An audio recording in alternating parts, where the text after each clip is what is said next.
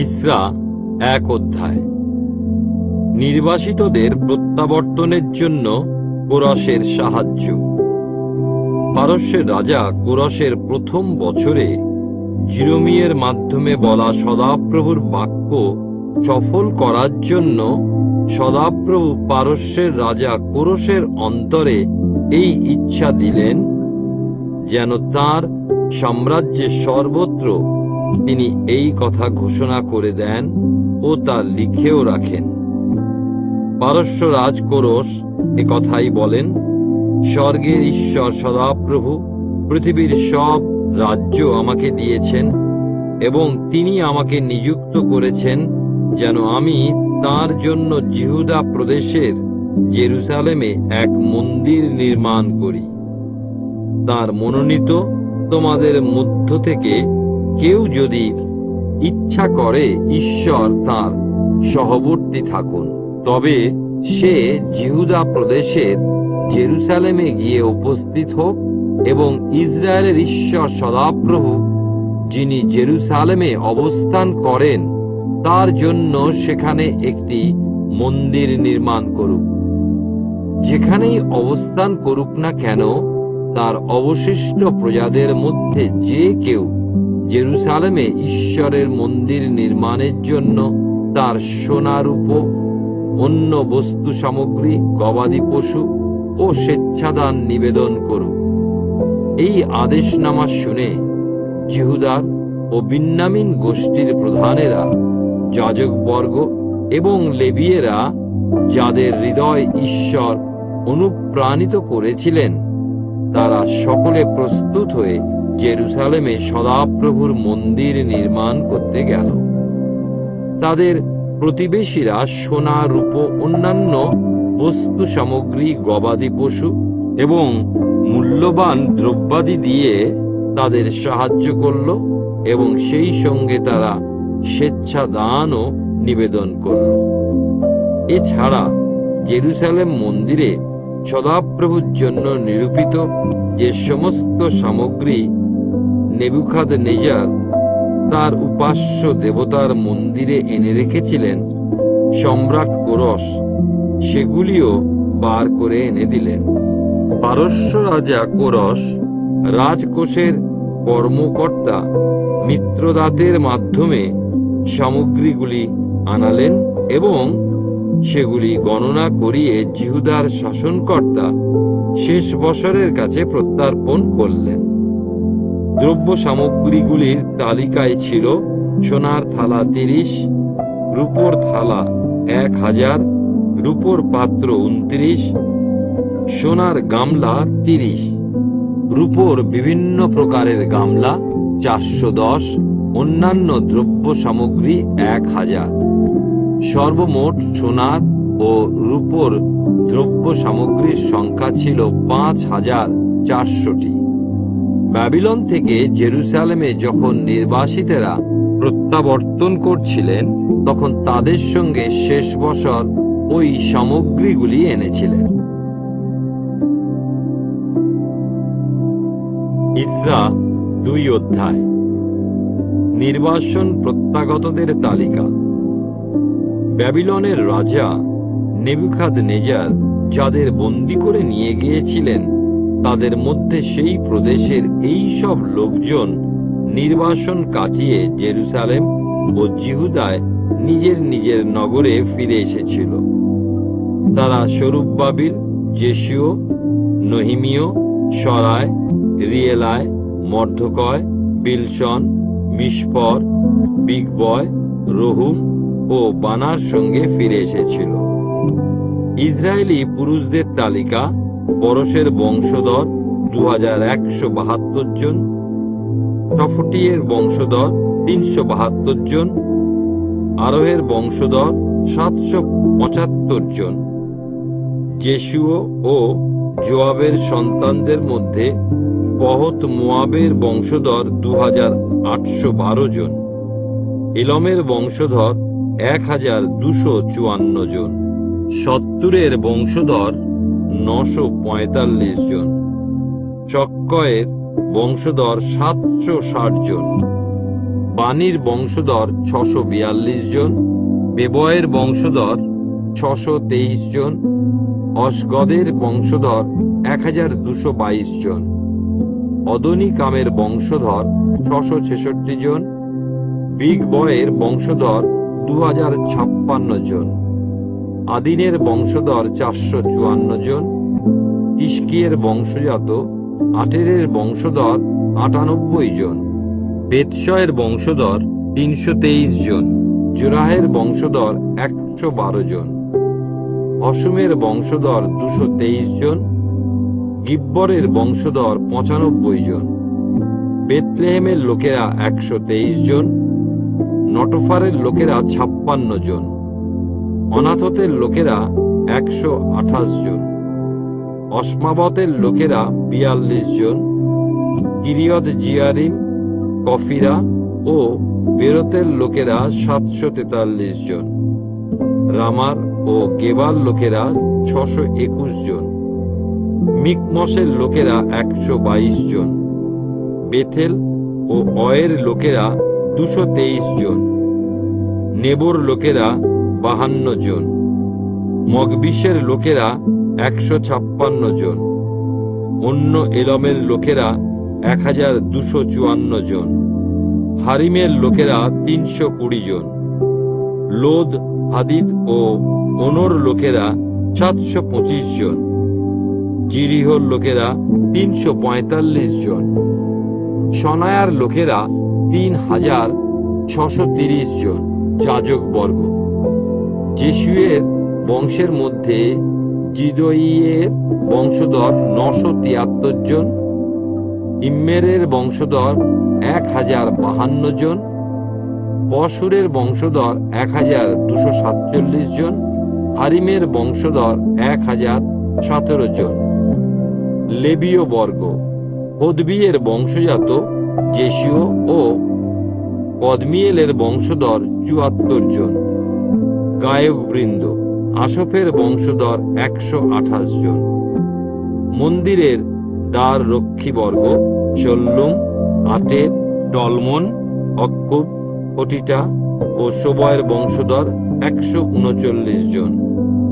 মন্দিরের পরিচারক বৃন্দ: শিহ, অসুফা, টব্বায়ত, কেরস, শিও, পাদন, লবানা, অগাব, অক্কুব, আগব, সলময়, আনন, গিদ্দেল, গহর, রায়া, রথসিন, নকদ, গসম, উশ, পাশেহ, পেশয়, অসনা, মিউনিম, নফুসিম, বকবুক, অকুফা, অরহুর, বসলুত, মহিদা, হর্ষা, বরকোশ, শিশরা, তেমহ, নৎসিও ও হটিফার বংশধর। সলোমনের দাসদের বংশধর: শোটয়, অশ্বফেরত, অরুদা, জালা, দর্কন, গিদ্দেল, সফটীয়, অটিল, পোখেরত, হৎসবাইম ও আমির বংশধর। মন্দিরের দাসেরা এবং সলোমনের দাসদের বংশধর 392 জন। তেলমেলহ, তেলহর্ষা, করুব, অদ্দন ও ইম্মের এসব স্থান থেকে নিম্নলিখিত লোকেরা এসেছিল, কিন্তু তারা ইসরায়েলি লোক কিনা এ বিষয়ে নিজ নিজ পিতৃকুলের প্রমাণ দিতে পারল না। তলায় চবিয় ও নকদের বংশধর 652 জন। আর যাজকদের মধ্যে সবায়ের, হক্কোশের ও বর্ষিল্লয়ের বংশধর। এই বর্ষিল্লয় গিলিয়দীয় বর্ষিল্লয়ের এক মেয়েকে বিয়ে করেছিল এবং তাকে সেই নামেই ডাকা হতো। বংশ তালিকায় এই লোকেরা তাদের বংশের খোঁজ করেছিল, কিন্তু পায়নি এবং সেই কারণে তারা অসুচি বলে তাদের যাজকের পদ থেকে বাদ দেওয়া হয়েছিল। শাসনকর্তা তাদের এই আদেশ দিয়েছিলেন যে উরিম ও তুম্মিম ব্যবহারকারী কোনো যাজক না আসা পর্যন্ত যেন লোকেরা কোনো মহাপবিত্র খাদ্য ভোজন না করে। সর্বমোট তাদের সংখ্যা ছিল 42,360 জন। এছাড়া তাদের দাস দাসী ছিল 7,337 জন এবং তাদের 200 জন গায়ক গায়িকাও ছিল। তাদের 736টি ঘোড়া, 245টি খচ্চর, 435টি উট এবং 6,720টি গাধা ছিল। যখন তারা জেরুসালেমে সদাপ্রভুর গৃহে এসে উপস্থিত হলো, তখন পিতৃ কুলপতিদের মধ্যে কেউ কেউ নির্দিষ্ট স্থানে মন্দির পুনর্নির্মাণের কাজে তাদের স্বেচ্ছাদান নিবেদন করলেন। তাদের ক্ষমতানুযায়ী কাজের জন্য সৃষ্ট ভাণ্ডারে তারা দান দিলেন। তাদের স্বেচ্ছাদানের পরিমাণ ছিল 61,000 অদরকোন সোনা, 5,000 মানি রূপো এবং 100টি যাজকীয় পরিধেয় বস্ত্র। যাজকেরা, লেবীয়েরা, গায়কেরা, দ্বাররক্ষীরা এবং মন্দিরের দাসেরা অন্যান্য কিছু লোকের এবং অবশিষ্ট ইসরায়েলীদের সঙ্গে নিজের নিজের নগরে বসবাস করতে লাগল। ইসরা 3 অধ্যায়। বেদি পুনর্নির্মাণ। ইসরায়েলীরা যখন নিজেদের নগরগুলিতে বাস করছিল, সেই সময় 7ম মাসে তারা সকলে একযোগে জেরুসালেম নগরে এসে মিলিত হল। যোসাদকের পুত্র যেশুয় ও তাঁর সহযাজক ভাইরা এবং শলটিয়েলের পুত্র সরুব্বাবিল এবং তাঁর পরিজনেরা ইসরায়েলের আরাধ্য ঈশ্বরের বেদি নির্মাণের কাজ শুরু করল। যেন ঈশ্বরের পরম অনুগত মোশির বিধানে যে সমস্ত কথা লিখিত আছে তদনুযায়ী তারা হোমবলি উৎসর্গ করতে পারে। তাদের চারপাশে বসবাসকারী লোকেদের ভয়ে ভীত হওয়া সত্ত্বেও তারা পূর্বেকার স্থানেই বেদিটি নির্মাণ করল। তারা সকাল ও সন্ধ্যায় সদাপ্রভুর উদ্দেশ্যে হোমবলি উৎসর্গ করতে লাগল। এরপর লিখিত বিধান অনুযায়ী তারা কুটিরবাস পর্ব উদযাপন করল। প্রতিদিনের জন্য নির্দিষ্ট সংখ্যক হোমবলিও তারা সেই সঙ্গে উৎসর্গ করল।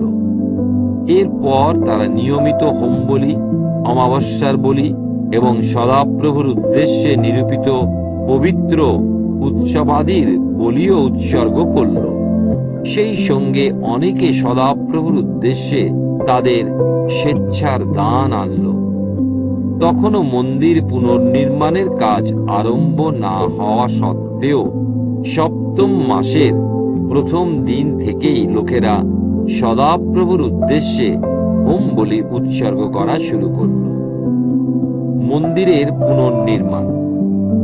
এরপর তারা রাজমিস্ত্রি এবং ছুতোর মিস্ত্রিদের অর্থ দিল এবং সিদন ও সোরের লোকেদের খাদ্য পানীয় ও তেল দিল, যেন পারস্য সম্রাট কোরস যেমন অনুমোদন করেছিলেন সেই মতো লেবানন থেকে জোপ্পাতে সমুদ্র পথে তারা সিডার কাঠ নিয়ে আসে।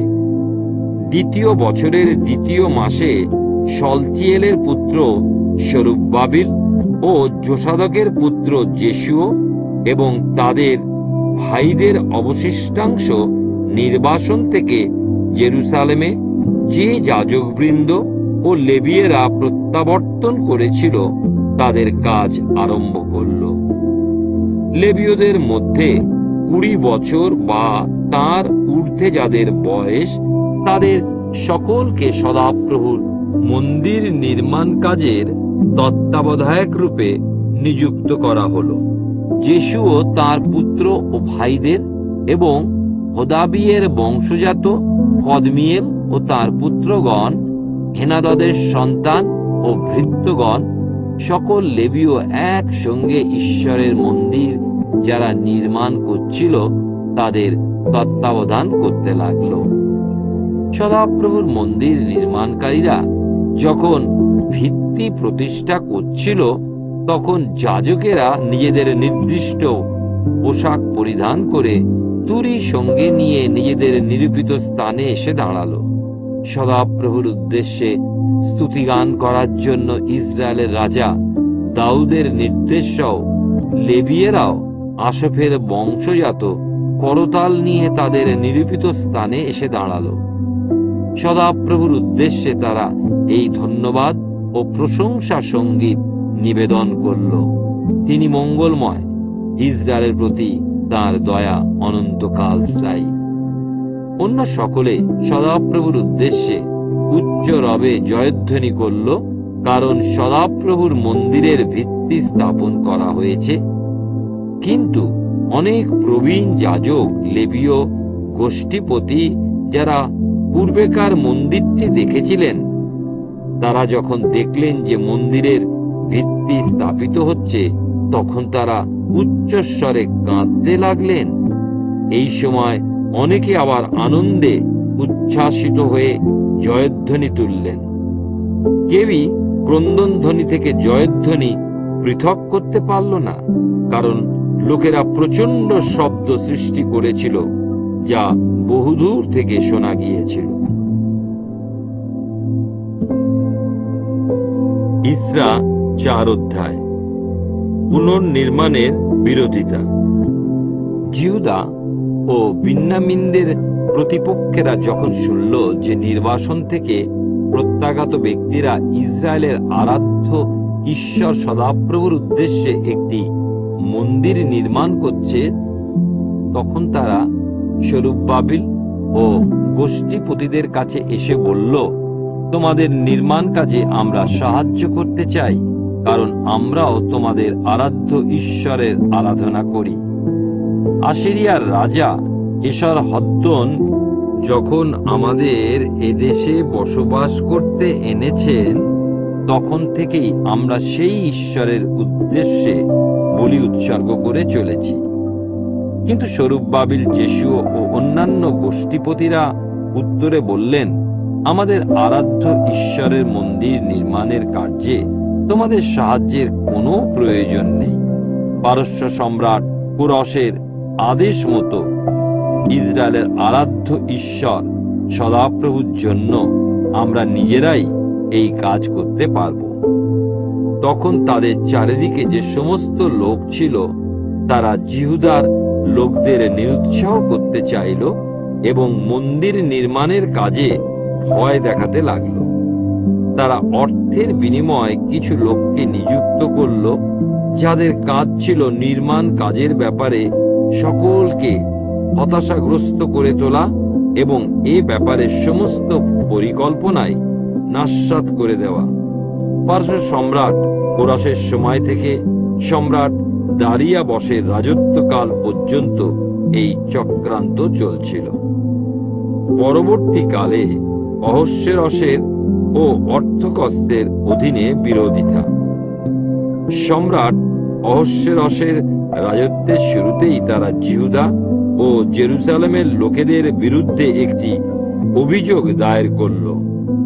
পারস্য সম্রাট অর্থকস্তের শাসনকালেও বিসলম, মিত্রদাত, টাবেল ও তার সহযোগীরা সম্রাট অর্থকস্তের কাছে একটি পত্র লিখল। পত্রটি অরামীয় অক্ষরে ও অরামীয় ভাষায় লেখা হয়েছিল। প্রদেশপাল রহুম, সচিব শিমশয় সম্রাট অর্থকস্তের কাছে জেরুসালেমের বিরুদ্ধে অভিযোগ করে সেই পত্র লিখেছিল। সেনাধিপতি রহুম, সচিব শিমশয় ও তাদের সব সহযোগী পারস্য, অর্কোপ ও ব্যাবিলনের বিচারক, কর্মকর্তা, প্রশাসক, সুশনের এলমিয়েরা এবং অন্য সকল ব্যক্তি, যাদের মহান ও সম্মানীয় অশ্নপ্পর নির্বাসিত করেছিলেন এবং সমরিয়া ও ইউফ্রেটিস নদীর সংলগ্ন এলাকার সর্বত্র বসবাস করিয়েছেন, তাদের সকলের পক্ষে এই পত্র লেখা হয়েছিল। যে পত্রটি তাকে প্রেরণ করা হয়েছিল, এটি হলো তারই অনুলিপি। সম্রাট অর্থকস্ত সমীপেষু। ইউফ্রেটিস নদীর সংলগ্ন এলাকার জনগণের পক্ষে আপনার সেবকবৃন্দ। মহামান্য সম্রাটের জ্ঞাতার্থে আপনাকে অবহিত করি, যে সকল ইহুদিরা আপনার কাছ থেকে জেরুসালেমে গিয়েছে, তারা সেই রাজদ্রোহ ও দুষ্টতায় ভরা নগরটিকে পুনরায় নির্মাণ করছে। তারা নগরের প্রাচীর পুনরুদ্ধার ও ভিত্তি পুনর্নির্মাণ করছে। এছাড়াও সম্রাটের জ্ঞাতার্থে জানায় যে যদি এই নগর পুনর্নির্মিত ও তার প্রাচীর পুনর্গঠিত হয়, তাহলে তারা কোনো রাজস্ব প্রণামী ও মাসুল দেবে না।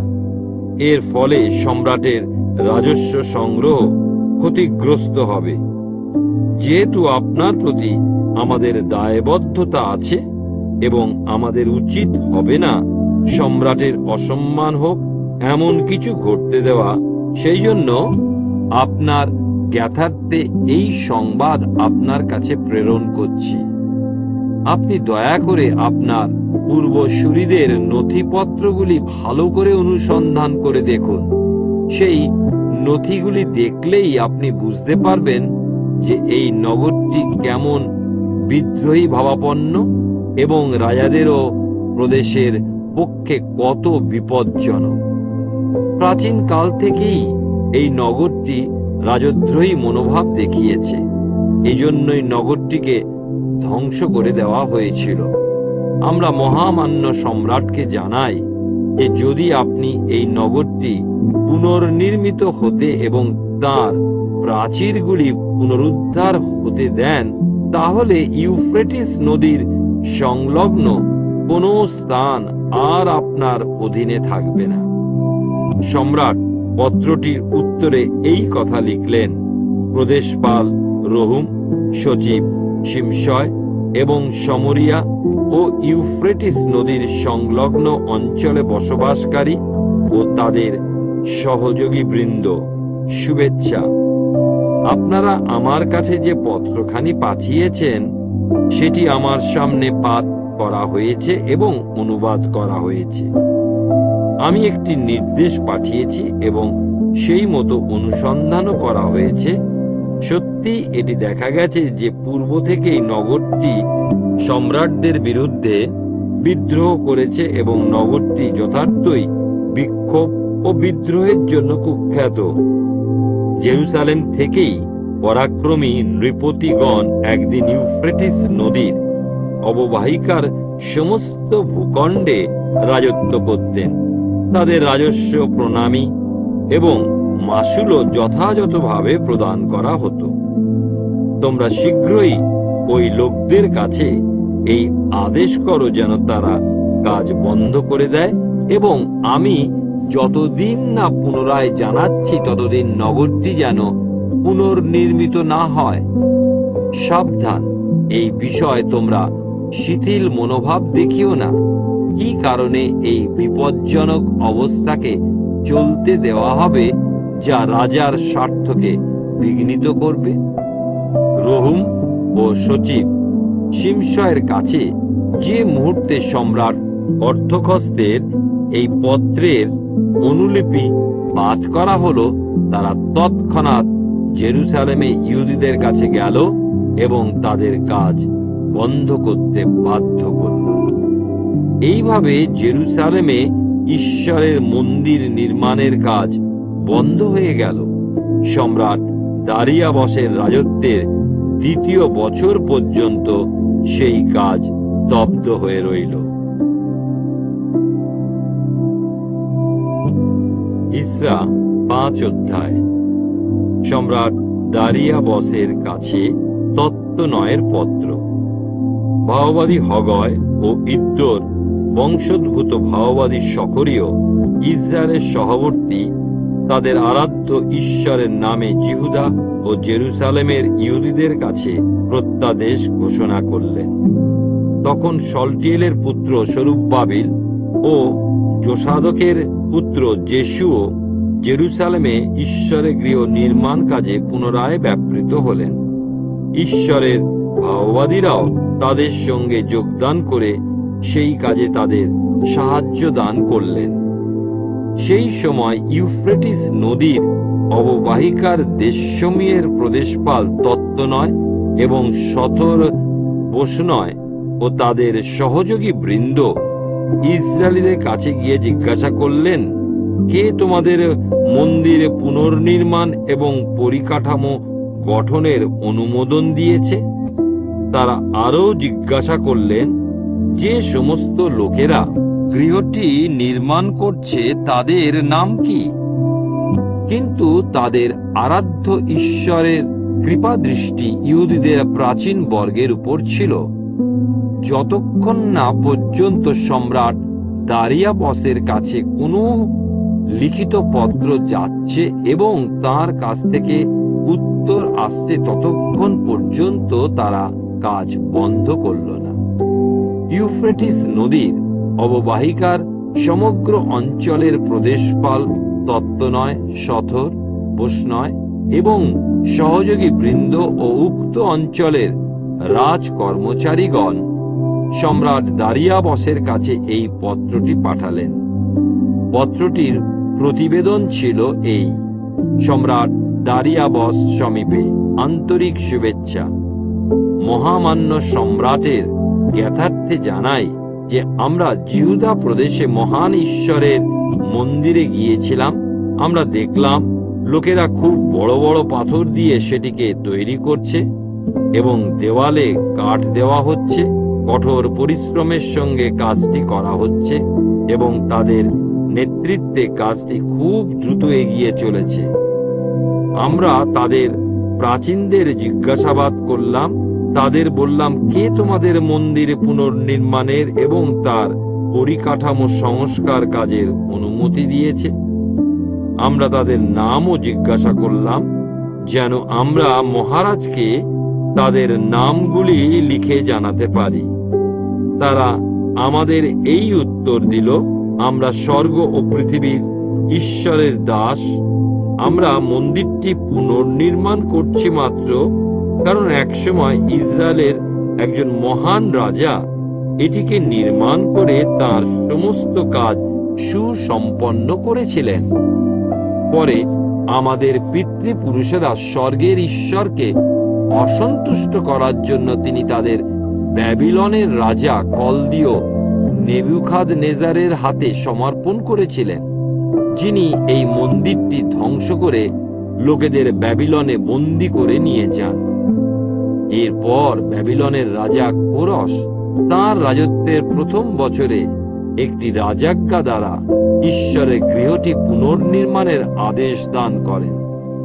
সেই সঙ্গে ঈশ্বরের গৃহের যে সমস্ত সোনা ও রূপোর দ্রব্য সামগ্রী রাজা নেবুখাদনেজার জেরুসালেমের মন্দির থেকে নিয়ে গিয়ে ব্যাবিলনের মন্দিরে রেখেছিলেন, সেগুলিও তিনি ফেরত পাঠিয়েছেন। সম্রাট কোরস শেষ বছর নামের একজন ব্যক্তিকেও পাঠালেন, যাকে তিনি প্রদেশপাল পদে নিযুক্ত করলেন।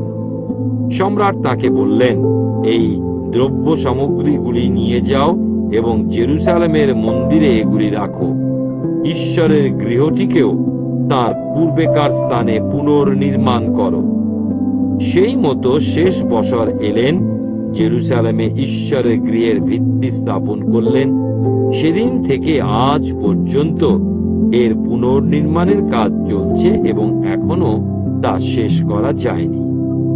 আমরা সেই জন্য মহারাজকে অনুরোধ করি যেন তিনি ব্যাবিলনে রাজকীয় নথিপত্র অনুসন্ধান করে দেখেন যে সম্রাট কোরস জেরুসালেমে ঈশ্বরের গৃহ নির্মাণের জন্য সত্যি কোনো রাজাজ্ঞা দান করেছিলেন কিনা।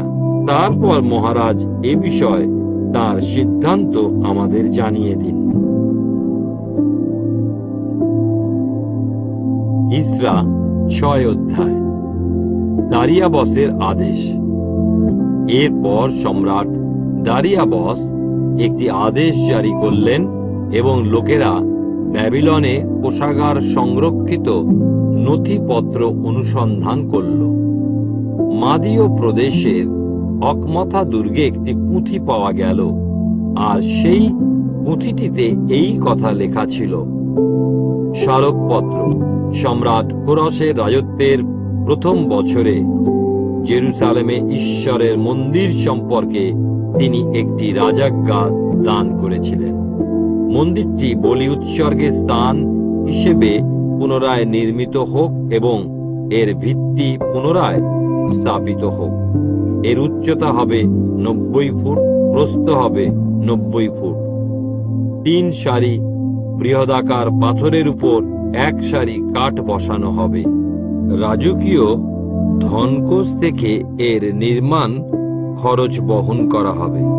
সেই সঙ্গে সম্রাট নেবুখাদনেজার জেরুসালেম মন্দির থেকে ঈশ্বরের গৃহের যে সমস্ত সোনা ও রূপোর দ্রব্যাদি ব্যাবিলনে এনেছিলেন, সেগুলি জেরুসালেম মন্দিরে ফেরত পাঠানো হোক এবং ঈশ্বরের গৃহেতেই রাখা হোক। অতএব ইউফ্রেটিস নদীর অববাহিকা অঞ্চলের প্রদেশপাল তত্ত্বনয়, শতরবশনয় এবং সেই প্রদেশে তাদের সহ রাজকর্মচারী বৃন্দ, আপনারা সকলে এই বিষয় থেকে দূরে থাকুন। ঈশ্বরের মন্দির নির্মাণ কাজে কোনো রকম ব্যাঘাত সৃষ্টি করবেন না। ইহুদিদের রাজ্যপাল এবং ইহুদিদের প্রাচীন বর্গ পূর্বেকার স্থানে ঈশ্বরের গৃহ নির্মাণ কাজ অব্যাহত রাখুন। উপরন্তু আপনারা ঈশ্বরের মন্দির নির্মাণ কাজে ইহুদি প্রাচীনদের কিভাবে সহযোগিতা করবেন, আমি এই মর্মে আদেশ দিচ্ছি।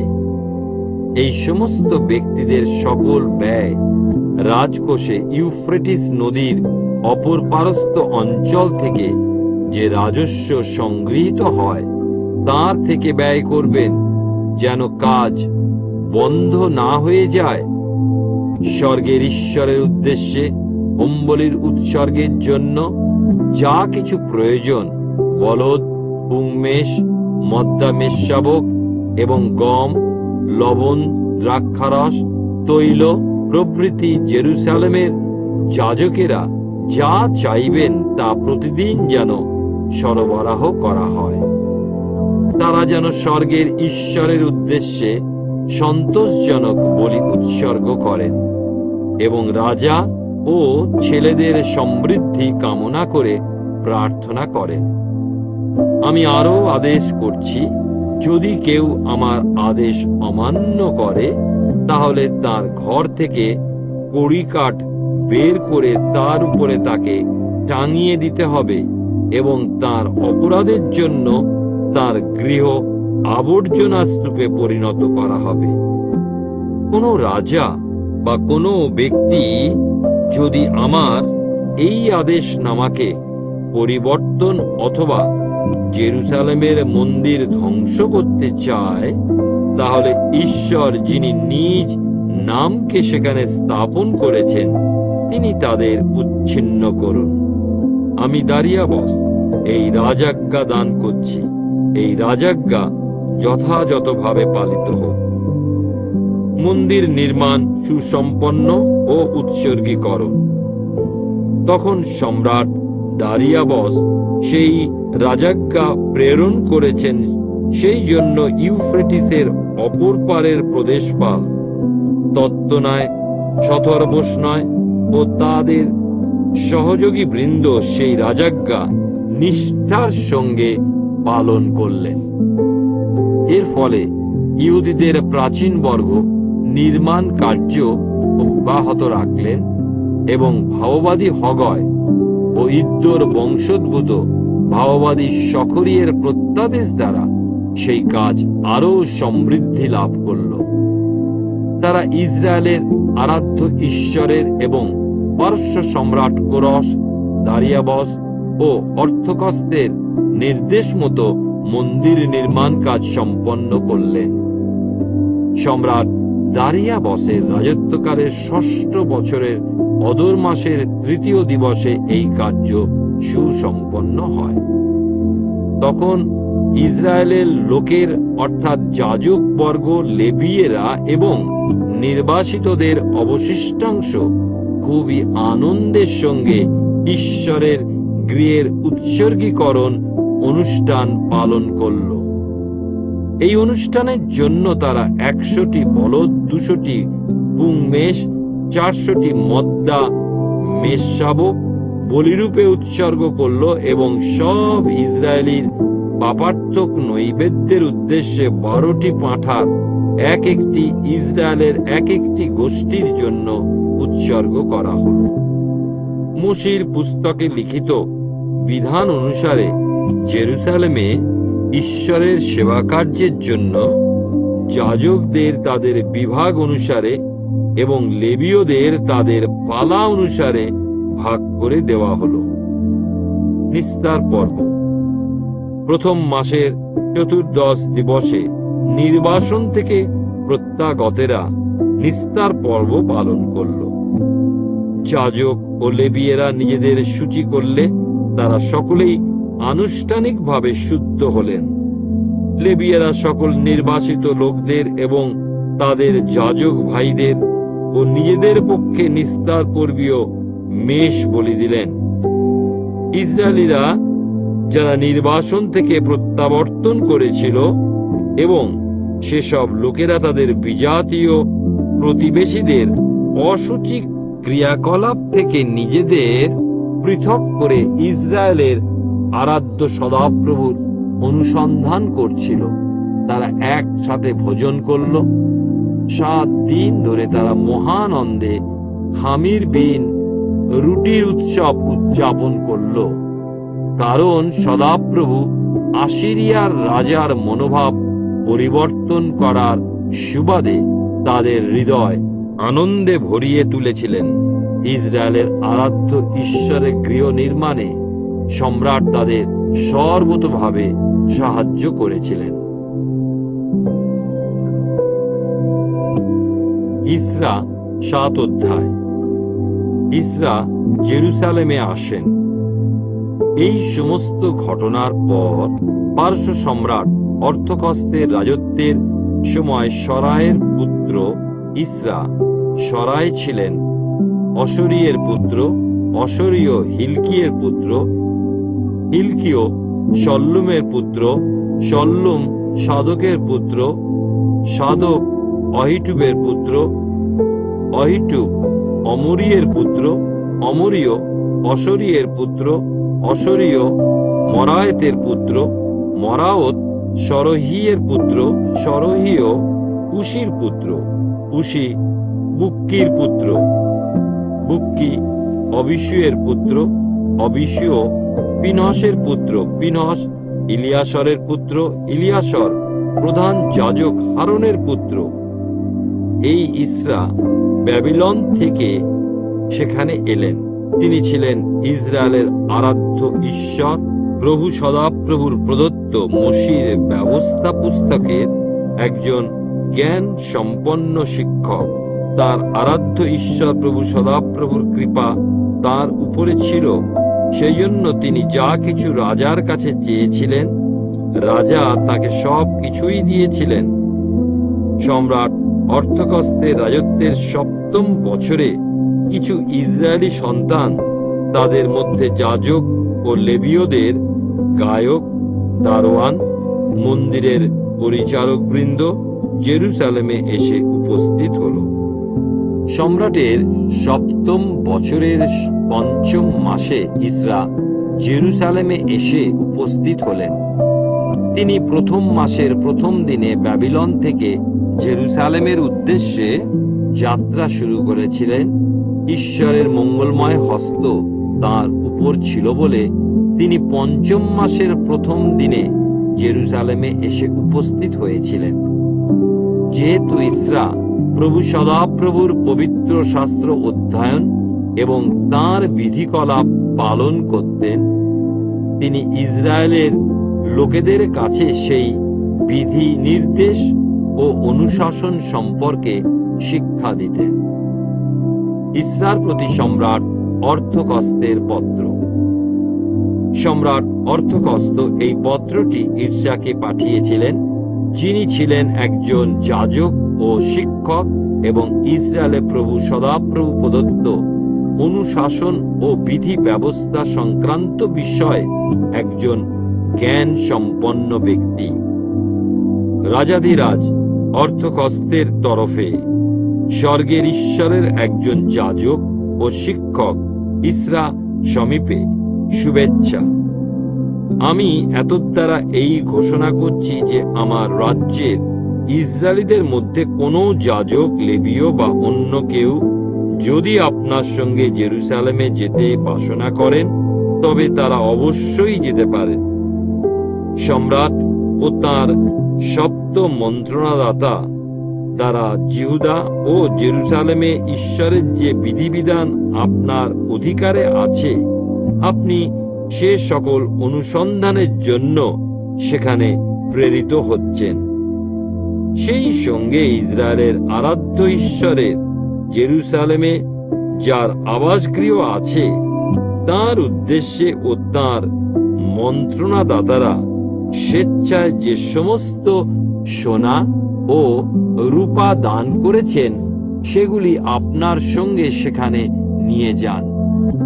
এছাড়া ব্যাবিলনের সমস্ত প্রদেশ থেকে যত সোনা ও রূপা সংগ্রহ করতে পারেন, ও সমস্ত যাজক ও লোকেরা জেরুসালেমে তাদের আরাধ্য ঈশ্বরের উদ্দেশ্যে যা কিছু স্বেচ্ছাদান তারা দেবে, সেগুলিও সঙ্গে নিয়ে যান। এই সমস্ত অর্থ দিয়ে অবশ্যই বলদ, পুংমেষ, মদ্দামেশাবক এবং শস্য ও পেয় নৈবেদ্য কিনবেন ও সেগুলি জেরুসালেমে আপনাদের ঈশ্বরের মন্দিরের বেদিতে উৎসর্গ করবেন। অবশিষ্ট সোনারূপা দিয়ে আপনার ঈশ্বরের মনোমতো আপনার ও আপনার স্বজাতি ইহুদিদের যা ভালো মনে হয় তাই করবেন।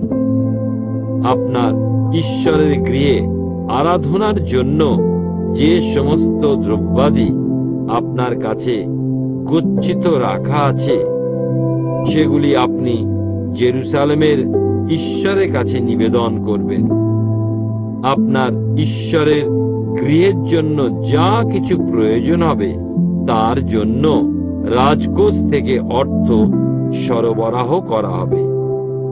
আমি সম্রাট অর্থকস্ত ইউফ্রেটিস নদীর অববাহিকাকে সমগ্র অঞ্চলের কোষাধ্যক্ষদের নির্দেশ দিচ্ছি, স্বর্গের ঈশ্বরের বিধিবিধানের শিক্ষক ও যাজক ইসরা আপনাদের কাছে যা কিছু চাইবেন, সব যেন যত্ন সহকারে তাকে দেওয়া হয়। আপনারা তাকে 100 তালন্ত রূপা, 100 কোর গম, 100 বাত দ্রাক্ষারস, 100 বাত জলপাইয়ের তৈল এবং অপরিমিত লবণ দান করবেন। স্বর্গের ঈশ্বর যা আদেশ করেছেন, তা স্বর্গের ঈশ্বরের মন্দিরের জন্য যথাযথভাবে করা হোক। সম্রাট ও তার ছেলেদের উপরে কেন ক্রোধ বর্ষিত হবে? সেই সঙ্গে এই কথাও আপনাদের জানাচ্ছি যে যাজক, গায়ক, লেবীয়, দ্বাররক্ষী, মন্দিরের পরিচারক অথবা ঈশ্বরের গৃহের জন্য কাজ করছে এমন কারোর উপর কোনো কর, প্রণামী এবং শুল্ক ধার্য করবেন না। মহাশয় ইসরা, আপনি আপনার আরাধ্য ঈশ্বরের যে প্রজ্ঞা লাভ করেছেন, সেই মতো ইউফ্রেটিস নদীর অববাহিকা অঞ্চলে যারা আপনার আরাধ্য ঈশ্বরের বিধিবিধান জানে, তাদের পরিচর্যার জন্য প্রশাসক ও বিচারক নিয়োগ করুন। যারা সেই বিধিবিধান জানে না, তাদেরও আপনি শিক্ষাদান করুন। যারা আপনার আরাধ্য ঈশ্বরের বিধিবিধান ও সম্রাটের আইন বিধান মান্য করবে না, তাদের মৃত্যুদণ্ড, নির্বাসন, সম্পত্তি বাজেয়াপ্ত অথবা কারাদণ্ড দেওয়া হোক।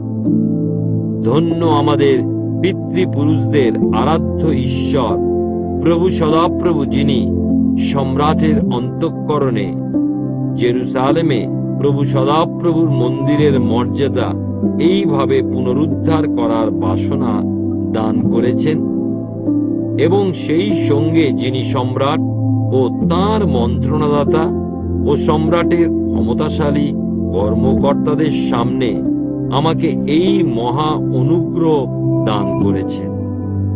আমার আরাধ্য ঈশ্বর সদাপ্রভুর হাত আমার উপরে ছিল, তাই আমি সাহস করে আমার সঙ্গে যাওয়ার জন্য ইসরায়েলীদের মধ্যে থেকে নেতাদের সংগ্রহ করেছিলাম।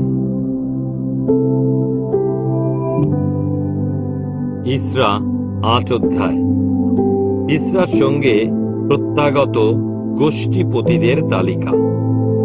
সম্রাট অর্থখস্তের রাজত্বের সময় ব্যাবিলন থেকে যে সমস্ত গোষ্ঠীপতি ও তাদের বংশোদ্ভূতেরা আমার সঙ্গে এসেছিলেন তারা হলেন পিনহাসের বংশজাতদের মধ্যে গেরশম, ইথামরের বংশজাতদের মধ্যে দানিয়েল, দাউদের বংশজাতদের মধ্যে হটুস, শখনিয়ের বংশজাতদের মধ্যে পরশের বংশজাতদের মধ্য থেকে শখরীয় এবং সেই বংশের 150 জন পুরুষ।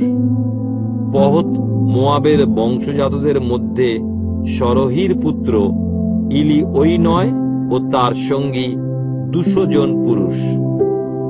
যত্তু বংশজাতদের মধ্যে মহসিয়েলের পুত্র শখনীয় এবং তার সঙ্গী 300 জন পুরুষ। আদিনের বংশজাতদের মধ্যে জোনাথনের পুত্র এবদ ও তার সঙ্গী 50 জন পুরুষ। এলমের বংশজাতদের মধ্যে অতলিয়ের পুত্র জিসায়হ ও তার সঙ্গী 70 জন পুরুষ। সফটিয়ের বংশজাতদের মধ্যে মিখায়েলের পুত্র শব্দীয় ও তার সঙ্গী 80 জন পুরুষ। জোয়াবের বংশজাতদের মধ্যে জিহিয়েলের পুত্র ওবদীয় এবং তার সঙ্গী 218 জন পুরুষ। বানির বংশজাতদের মধ্যে যোসিফিয়ের পুত্র শলোমিত এবং তার সঙ্গী 160 জন পুরুষ। বেবয়ের বংশজাতদের মধ্যে বেবয়ের পুত্র শখরীয় এবং তার সঙ্গী 28 জন পুরুষ। অসগদের বংশজাতদের মধ্যে হকাটনের পুত্র জোহানন ও তার সঙ্গী 110 জন পুরুষ। অদনিকামের বংশজাতদের মধ্যে শেষ কয়েকজন, যাদের নাম ইলিফেলট, জিউয়েল ও সময়ীয় এবং তাদের সঙ্গী 60 পুরুষ। বিগবয়ের বংশজাত উথয় ও শব্বুদ এবং তাদের সঙ্গী 70 জন পুরুষ। জেরুসালেমে প্রত্যাবর্তন। আমি অহবামুখী নদীর কাছে তাদের সকলকে একত্রিত করলাম। সেখানে আমরা 3 দিন শিবির স্থাপন করে থাকলাম। যখন আমি সেই লোকেদের এবং যাজকদের মধ্যে অনুসন্ধান করলাম, সেখানে আমি কোনো লেবীয়কে খুঁজে পেলাম না। সেই জন্য আমি ইলিয়েশর, অরিয়েল, সময়ীয়, ইলনাথন, জারিব, ইলনাথন, নাথন, শখরীয় ও মশুল্লম প্রভৃতি নেতৃবৃন্দকে ডাকলাম এবং সেই সঙ্গে জোয়ারিব ও ইলনাথন নামে 2 জন প্রাজ্ঞ ব্যক্তিকেও ডেকে পাঠালাম। আমি কাশিফিয়া অঞ্চলের কর্মকর্তা ইদ্দোর কাছে তাদের পাঠালাম। আমি তাদের বললাম, ইদ্দো এবং কাশিফিয়ার মন্দিরের পরিচারক বৃন্দ ও তার সকল আত্মীয় স্বজনদের কি বলতে হবে যেন তারা ঈশ্বরের গৃহের পরিচর্যার জন্য ব্যক্তিদের আমাদের কাছে আনতে পারে। যেহেতু ঈশ্বরের কৃপাময় হস্ত আমাদের উপর বিরাজ করছিল, সেই জন্য তারা আমাদের কাছে ইসরায়েলের বংশজাত লেবীর ছেলে মহলির বংশোদ্ভূত একজন সুদক্ষ ব্যক্তি সেরেবীয়কে এবং তার সন্তানদের, ভাইদের ও তাদের সঙ্গী আরো 18 জনকে আনলো। আর হসবীয়কে ও তার সঙ্গে মরারির বংশোদ্ভূত জিসায়াহকে এবং তার ভাইদের এবং ভ্রাতুষ্পুত্রদের এবং তাদের সঙ্গে 20 জন পুরুষকেও আনলো। সেই সঙ্গে তারা 220 জন মন্দির পরিচারককে আনলো, যাদের দাউদ ও কর্মকর্তারা লেবীয়দের সাহায্য করার জন্য নিযুক্ত করেছিলেন। তাদের সকলের নাম লিপিবদ্ধ করা হলো। পরে অহবা খালের ধারে আমি উপবাস ঘোষণা করলাম, যেন আমরা আমাদের আরাধ্য ঈশ্বরের সামনে বিনম্র হই এবং আমাদের সন্তান ও সম্পদ সহ এই যাত্রা যেন নির্বিঘ্নে হয়, সেই জন্য তার কাছে কৃপা ভিক্ষা করি। আমি যাত্রা পথে শত্রুদের হাত থেকে রক্ষা পাওয়ার জন্য সম্রাটের কাছে সৈন্য এবং অশ্বারোহী চাইতে লজ্জাবোধ করলাম, কারণ আমরা সম্রাটকে বলেছিলাম, আমাদের আরাধ্য ঈশ্বরের কৃপার হাত আমরা যারা তার প্রতি দৃষ্টি নিবদ্ধ রাখি এমন সকলের উপর স্থাপিত আছে, কিন্তু যারা তাকে অমান্য করে তাদের উপর তার ক্রোধ ভয়ানক। সেজন্য আমরা উপবাস করলাম এবং আমাদের আরাধ্য ঈশ্বরের কাছে প্রার্থনা জানালাম, এবং তিনি আমাদের প্রার্থনা গ্রাহ্য করলেন। এরপর বিশিষ্ট যাজকদের মধ্য থেকে সেরেবীয় ও হসবীয় এবং তাদের 10 জন ভাই, এই 12 জনকে পৃথক করলাম। আর রাজা তার সব মন্ত্রণাদাতা, কর্মকর্তা ও উপস্থিত ইসরায়েলীরা আমাদের আরাধ্য ঈশ্বরের গৃহের জন্য উপহার স্বরূপ যে সমস্ত সোনা, রূপ ও অন্যান্য দ্রব্য সামগ্রী দান করেছিলেন, সেগুলি পরিমাপ করে তাদের হাতে দিলাম। আমি 650 তালন্ত রূপ, 100 তালন্ত রূপোর সামগ্রী, 100 তালন্ত সোনা, 20টি সোনার পাত্র যার মূল্য ছিল 1000 দারিক, এবং সোনারই মতো মূল্যবান ব্রোঞ্জের 2টি সুন্দর সামগ্রী তাদের হাতে দিলাম। আমি তাদের বললাম, এই সমস্ত সামগ্রী এবং সেই সঙ্গে তোমরাও সদাপ্রভুর উদ্দেশ্যে উৎসর্গীকৃত নৈবেদ্য স্বরূপ এই সমস্ত সোনা এবং রূপ তোমাদের পিতৃপুরুষদের আরাধ্য ঈশ্বর সদাপ্রভুর উদ্দেশ্যে স্বেচ্ছাকৃত দান।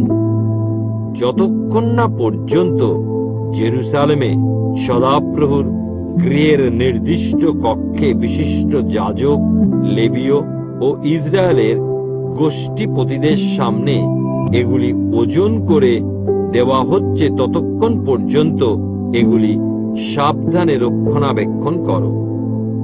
এরপর যাজক ও লেবীয়েরা সোনা, রূপ ও পবিত্র সামগ্রী যা তাদের সামনে পরিমাপ করা হয়েছিল, সেগুলি জেরুসালেমে আমাদের আরাধ্য ঈশ্বরের গৃহের উদ্দেশ্যে গ্রহণ করলেন।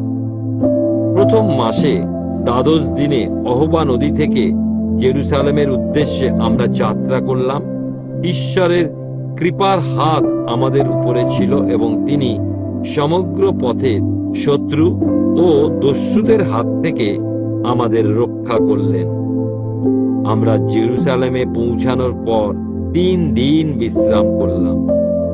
চতুর্থ দিবসে আমাদের আরাধ্য ঈশ্বরের গৃহে উরিয়ের পুত্র যাজক মরেমতের হাতে সোনারূপ এবং পবিত্র দ্রব্যাদি পরিমাপ করে দিলাম। তার সঙ্গে ছিলেন পিনহাসের পুত্র ইলিয়াসর এবং তাদের সঙ্গে ছিলেন জেসুয়ের পুত্র যোসাবদ এবং বিন্নুইর পুত্র নোয়াদীয়। এই 2 জন লেবীয় প্রত্যেকটি দ্রব্য সামগ্রীর গণনা করে ওজন করা হয়েছিল এবং সেগুলি সেই সময় যথাযথভাবে লেখা হয়েছিল। এরপর যে সমস্ত নির্বাসিত লোকজন বন্দী দশা থেকে বেরে এসেছিল, তারা ইসরায়েলের আরাধ্য ঈশ্বরের উদ্দেশ্যে এই হোমবলি উৎসর্গ করেছিল। সমগ্র ইসরায়েল জাতির জন্য 12টি ষাঁড়, 96টি মেষ, 77টি মদ্দা মেষশাবক এবং পাপার্থক বলিরূপে 12টি পাঁঠা, এগুলি সবই ছিল সদাপ্রভুর উদ্দেশ্যে হোমবলি। তারা সেই সঙ্গে সম্রাটের আদেশনামা, তার অধীনস্থ সকল প্রদেশ সহ ইউফ্রেটিস নদীর অববাহিকায় অবস্থিত সকল প্রদেশের শাসক ও রাজ্যপালদের প্রদান করল। সেই মতো তারা লোকদের এবং ঈশ্বরের গৃহের জন্য সাহায্য করলেন। ইসরা 9 অধ্যায়। মিশ্র বিবাহ সম্পর্কে ইসরার প্রার্থনা। এই সমস্ত কাজ সুসম্পন্ন হওয়ার পর সমাজের নেতৃবর্গ আমার কাছে এসে বললেন, ইসরায়েলিরা এমনকি তাদের যাজকবর্গ লেবীয়েরা প্রতিবেশী কনানীয়, হিত্তীয়, পরিসীয়, জিবুসীয়, অম্মনীয়, মোয়াবীয়, মিশরীয় ও ইমরীয়দের মধ্যে প্রচলিত ঘৃণ্য কাজ থেকে নিজেদের পৃথক না করে তাদেরই মতো জীবনযাপন করছে। এসব জাতির কন্যাদের তারা নিজেদের ও তাদের সন্তানদের স্ত্রী রূপে গ্রহণ করেছে এবং এভাবে পবিত্র জাতিকে তাদের চতুর্দিকের অন্য জাতির লোকেদের সঙ্গে মিশ্রিত করেছে। নেতৃবৃন্দ ও কর্মকর্তারাই সর্বপ্রথম এই অবিশ্বস্ততার পথে গিয়েছে। আমি যখন এই কথা শুনলাম, তখন আমি আমার পরনের কাপড় ও আলখাল্লা ছিঁড়ে ফেললাম, উপড়ে ফেললাম আমার মাথার চুল ও দাড়ি এবং বিমর্ষ হয়ে বসে পড়লাম। তারপর যারা নির্বাসন থেকে প্রত্যাগত লোকেদের অবিশ্বস্ততার কথা শুনল এবং ইসরায়েলের আরাধ্য ঈশ্বরের কথায় ভয়গ্রস্ত হলো, তারা আমার চতুর্দিকে এসে সমবেত হলো। আমি সন্ধ্যাকালীন বলিদান পর্যন্ত বিষণ্ণভাবে বসে রইলাম। সন্ধ্যাকালীন বলিদানের সময় হলে আমি সেই অবসন্নতা থেকে উঠে দাঁড়ালাম। আমার ছেঁড়া গায়ের কাপড় ও আলখাল্লা পরেই আমি হাঁটু গেড়ে আমার আরাধ্য ঈশ্বর সদাপ্রভুর উদ্দেশ্যে হাত প্রসারিত করে প্রার্থনা করলাম, এ আমার ঈশ্বর, তোমার দিকে চোখ তুলে তাকাতে আমি অত্যন্ত লজ্জা ও দুঃখবোধ করছি, কারণ আমাদের পাপ আমাদের মাথাকেও ছাপিয়ে গেছে এবং আমাদের অপরাধ স্বর্গে গিয়ে পৌঁছেছে। আমাদের পূর্বপুরুষদের সময় থেকে আজ পর্যন্ত আমাদের অপরাধ ভয়ানক হয়ে উঠেছে। আমাদের পাপের জন্য বিদেশি রাজাদের দ্বারা আমরা আমাদের রাজারা ও আমাদের যাজকেরা তরোয়ালের ও বন্দী দশার অধীন হয়েছি এবং উৎপাটন ও চরম অপমান লাভ করেছি ও সেই অবস্থা আজও অব্যাহত রয়েছে। কিন্তু এখন অল্প দিনের জন্য আমাদের আরাধ্য ঈশ্বর সদাপ্রভু অনুগ্রহ করে আমাদের কিছু লোককে রক্ষা করেছেন এবং তার পবিত্র স্থানে আমাদের সুদৃঢ় আশ্রয় দিয়েছেন।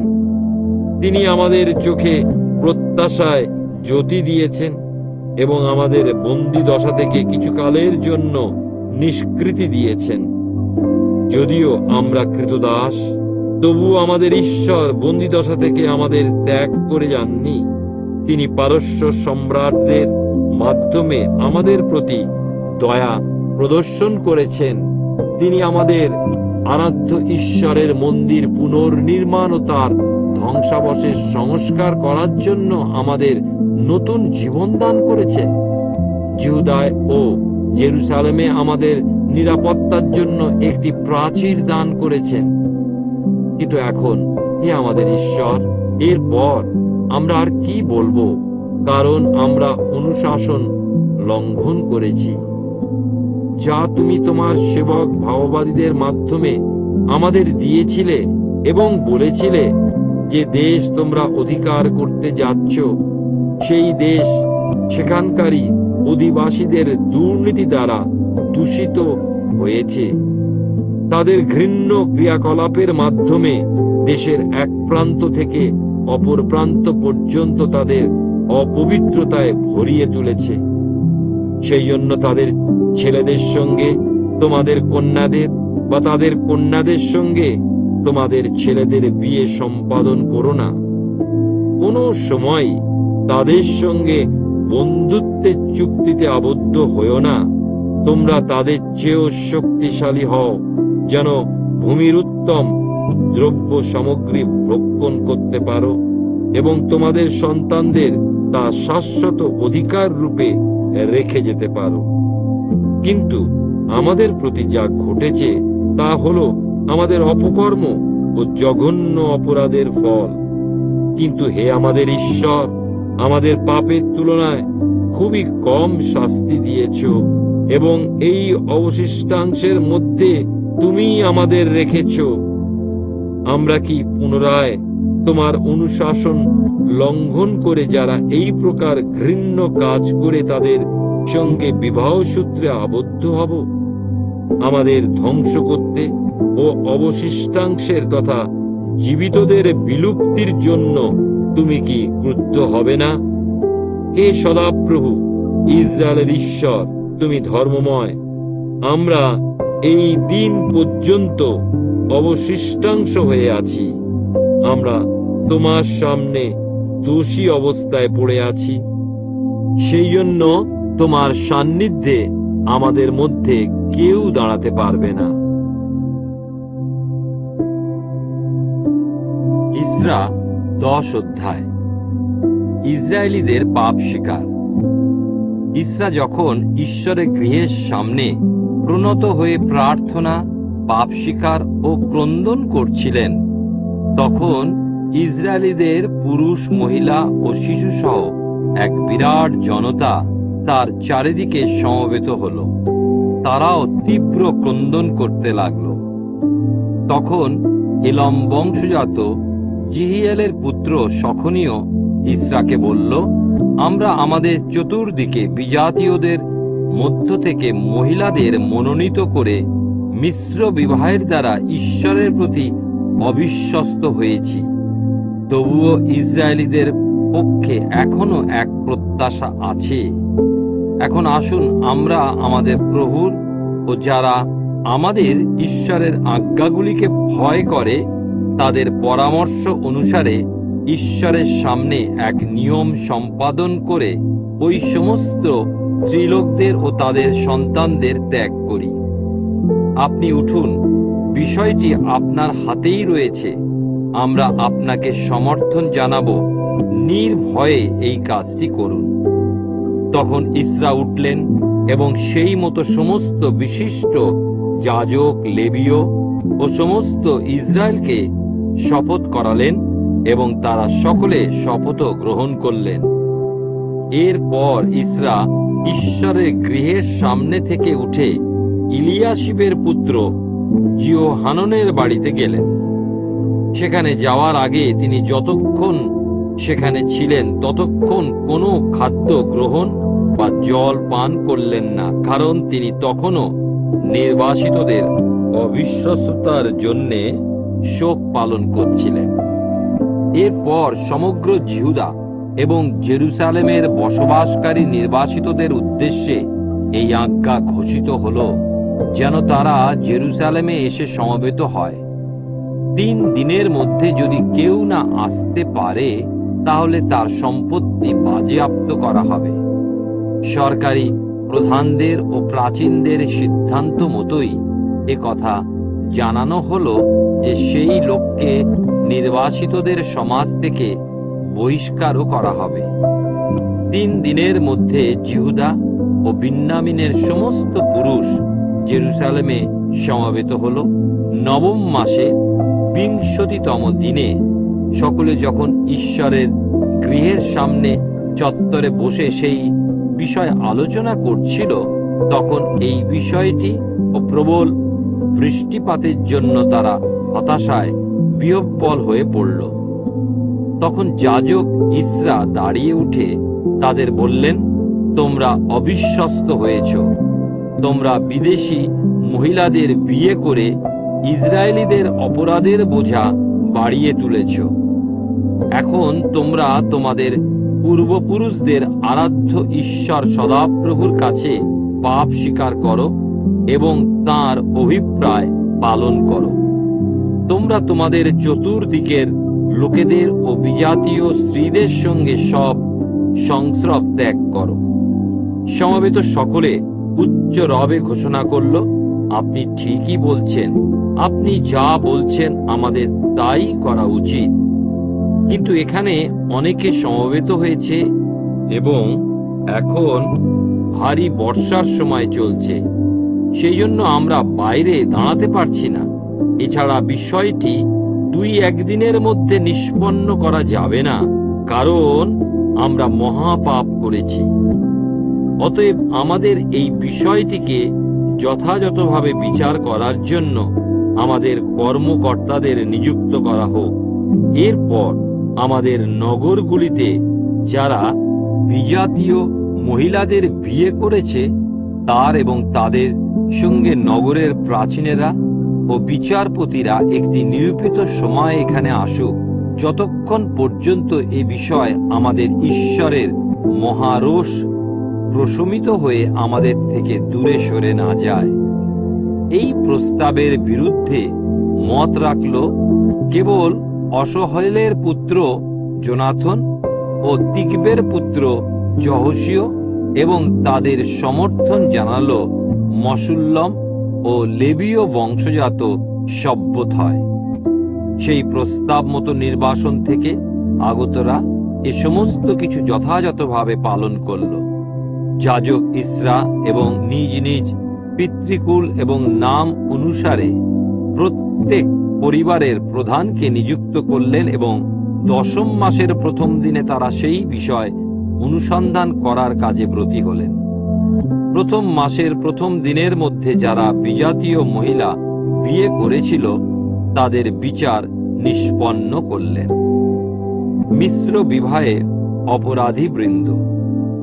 যাজক সম্প্রদায়ের সন্তানদের মধ্যে যারা বিজাতীয় মহিলাদের বিয়ে করেছিল, জিহসাদকের পুত্র যেশুও, তার ছেলে ও ভাইদের মধ্যে মাসেও, ইলিয়েসর, জারিব ও গদলীয়, তারা সকলে তাদের স্ত্রীদের ত্যাগ করার জন্য হাত রাখল এবং তাদের অপরাধের জন্য প্রত্যেকে তাদের পালের মধ্যে থেকে একটি মেষ দোষার্থক নৈবেদ্য রূপে উৎসর্গ করল। ইম্মেরের ছেলেদের মধ্যে হনানি ও শব্দীয়, হারিমের ছেলেদের মধ্যে মাসেও, এলিও, সময়ীয়, জিহিয়েল এবং উশিয়। পশুরের ছেলেদের মধ্যে ইলিওইনয়, মাসেও, ইসমায়েল, নথনেল, জোসাবদ এবং ইলিয়াসা। লেবীয়দের সম্প্রদায়ের মধ্যে জোসাবদ, শিমি, কলায় অথবা কলিট, পতাহীয়, জিহুদা এবং ইলিয়েসর। গায়ক সম্প্রদায়ের মধ্যে ইলিয়াশিব। দ্বার রক্ষীদের মধ্যে শল্লুম, জেলম এবং উরি। এবং অন্যান্য ইসরায়েলীদের মধ্যে পরশের সন্তানদের মধ্যে রমীয়, জিশিয়, মলকিয়, মিয়ামিন, ইলিয়াসর, মলকিয় ও বনায়।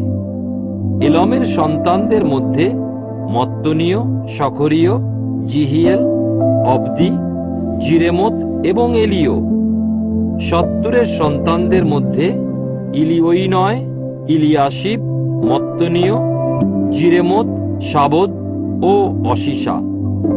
বেবয়ের সন্তানদের মধ্যে জিওহানন, হনানীয়, সব্বয়, অতলয়। বানির সন্তানদের মধ্যে মশুল্লম, মল্লুক, অদায়া, জাসুব, শাল ও জিরমত। পহত মোয়াবের সন্তানদের মধ্যে অদন, কলাল, বনায়, মাসেও, মত্তনীয়, বৎসলেল, বিন্নুই এবং মনসী। হারিমের সন্তানদের মধ্যে ইলিয়েসর, জিশিয়, মলকিয়, সময়ীয়, শিমিয়ন, বিন্নামিন, মল্লুক, সমরীয়। হশিমের সন্তানদের মধ্যে মত্তনয়, মত্তত্ব, সাবদ, ইলিফেলট, জিরেময়, মনসী, শিমি। বানির সন্তানদের মধ্যে মাদয়, অমরাম, উয়েল, বনায়, বেদিয়া, কলুহু, বনীয়, মরেমত, ইলিয়াশিব, মত্তনীয়, মত্তনয় এবং জাসয়। বানি, বিন্নুই, শিমি, সেলিমীয়, নাথন, অদায়া, মকনদবয়, শাসয়, সারয়, অশ্রেল, সেলিমীয়, সমরীয়, শল্লুম, অমরীয় এবং জোসেফ। নেবোর সন্তানদের মধ্যে জিয়েল, মত্তিথীয়, সাবদ, সবিনা, জাদয়, জোয়েল এবং বনায়। এরা সকলে বিজাতীয় মহিলা বিয়ে করেছিল এবং এই স্ত্রীদের গর্ভজাত সন্তানেরাও আছে।